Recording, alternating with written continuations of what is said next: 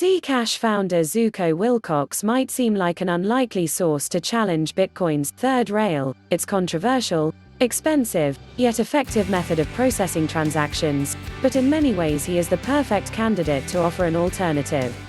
After all, few know Bitcoin better than him. An early and active participant on Bitcoin message boards, Wilcox frequently communicated and collaborated directly with the pseudonymous founder of Bitcoin, Satoshi Nakamoto. In fact, he authored the very first blog post on Bitcoin, which Satoshi linked to on the original Bitcoin.org website. That is the ultimate seal of approval when it comes to crypto.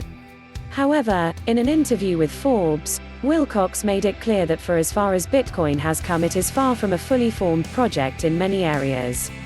For starters, the pseudonymous nature of the blockchain, which hackers and criminals are slowly finding out is not nearly as private as they hoped, was not the desired end state.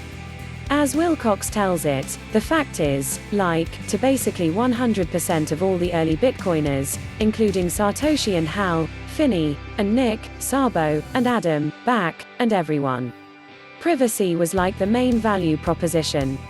If nothing else, it was clear that it deserved central billing alongside independence from central banks, the more common narrative of Bitcoin's origin story. The proposed solution back in 2010 was something called ZK Snarks, succinct non-interactive argument of knowledge.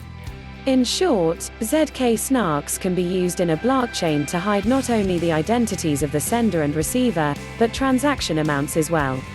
Total privacy. Back when Satoshi was actively developing Bitcoin, he had hoped to integrate ZK Snarks into the network.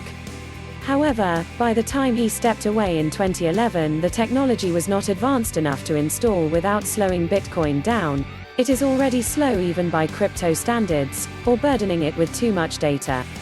Wilcox was part of a team of scientists in 2012 who presented a proposal to integrate ZK Snarks on top of Bitcoin at a conference in San Jose, but the core developers told him that the technology had to be proven on another blockchain before receiving serious consideration. So that is exactly what Wilcox did, and a couple of years later Zcash was born.